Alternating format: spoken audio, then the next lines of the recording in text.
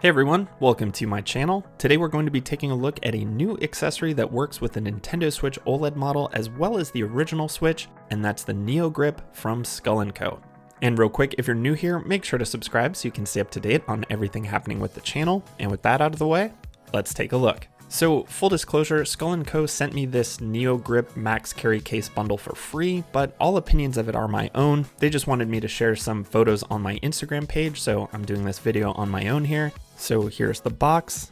And as you can see on the side here, it's a little tough to angle because the box is so tall, but Skull & Co has adopted this model with their Nintendo Switch grips with interchangeable grip options. So for the most part, each of their grips comes with 3 interchangeable grip sizes, and that's the same here with the NeoGrip. So you've got the smallest with the snap grip that just offers a little bit of extra grip on the sides there. And then you have the medium-sized trigger grip, which is one that I've used quite a bit. It has that ridge along the top that your middle finger kind of rests over, much like a trigger, hence the name. And then you have the plus grip, which is the largest size and kind of the most similar to a Pro Controller or something like the Satisfy grip. And I definitely appreciate that level of customization. You know, everyone kind of has different preferences and obviously hand sizes. So I think making these interchangeable is a great idea. And it's also cool that they come in a variety of colors. So if you have different colored Joy-Con, you can, buy the appropriate grips, and everything's kind of modular. So you can purchase everything standalone. If you already have the Maxcarry case, you can just get the grip on its own with the white colored grips for the Switch OLED. Or if you already have a bunch of grips and you don't really care about the white ones, you can just order the body of the NeoGrip on its own as well. So I really think that's cool. I think that's definitely a plus for Skull & Co.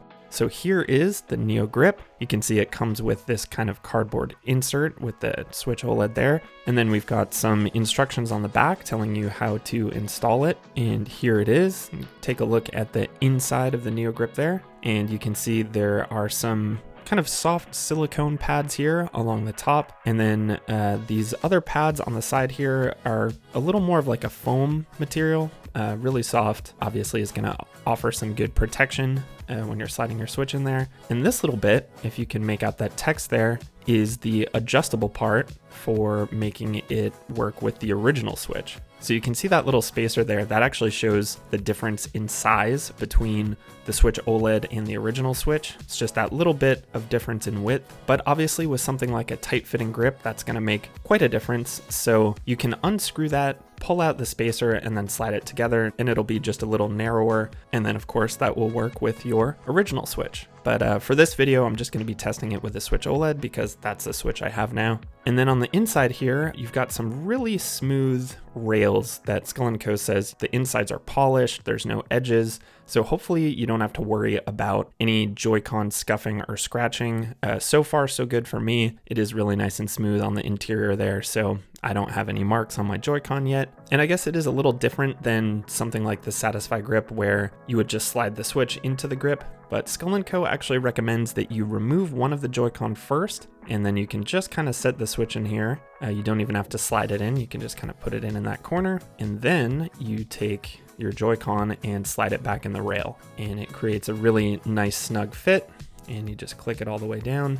And then the last step is popping in this little clip along the top that keeps it secure. It is kind of loose without that, so that seems to be a necessary part of the design. And here's the back. I think it looks really slick. I do really like the look of the NeoGrip. And then one of the most important features here is that it leaves the kickstand of the Switch OLED completely accessible. So you can still use the stand, you can extend it all the way. So I think that is a cool feature. It allows you to kind of prop it up in all sorts of different angles there. So I do like that, one of the big benefits of the Switch OLED isn't taken away by putting this grip on the back. So I think that's a cool detail. Even if I don't use that a whole lot while playing, it's still nice that it's an option. And then as far as the material goes, it's a nice, rigid plastic. It does feel similar to the Satisfy grip, maybe a little more rigid, maybe cheaper feeling, I guess, but still really nice. So here's one of the trigger grips here.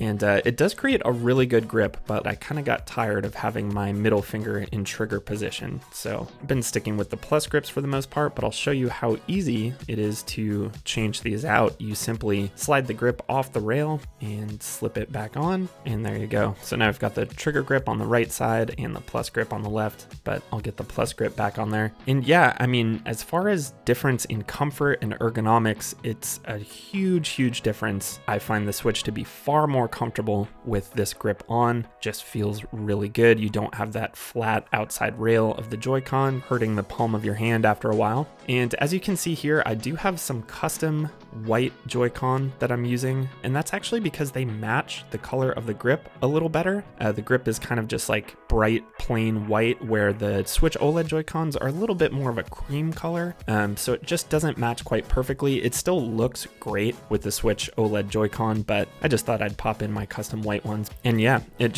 feels really good. And again, I really appreciate the aesthetics of the NeoGrip. I think it looks really slick. I guess my biggest complaint is with the grips themselves. They are really comfortable, and you can see they kind of have these divots that give you a little extra grip, but they are a really lightweight plastic. They kind of remind me of some of like the Wii accessories from back in the day. They do feel a little cheap when they're disconnected, but what I really wish Skull & Co would offer is a rubberized grip option, something more similar to how the Satisfy grip feels on the back. You've got that nice rubberized texture that just makes it feel more premium and definitely gives you better grip. These are just like a shiny gloss plastic. So, you know, when my hands do get sweaty, they do feel a little more slippery, but they totally get the job done. They're really comfortable. Just hopefully that's something in the future. You know, obviously Skull & Co could sell them standalone, and you could just pick up a pair of like pro rubberized grips and toss them on there. So maybe that'll happen in the future, but that's just something to keep in mind. If you really like the feel of something like the Satisfy grip, this is going to feel just a little more slick.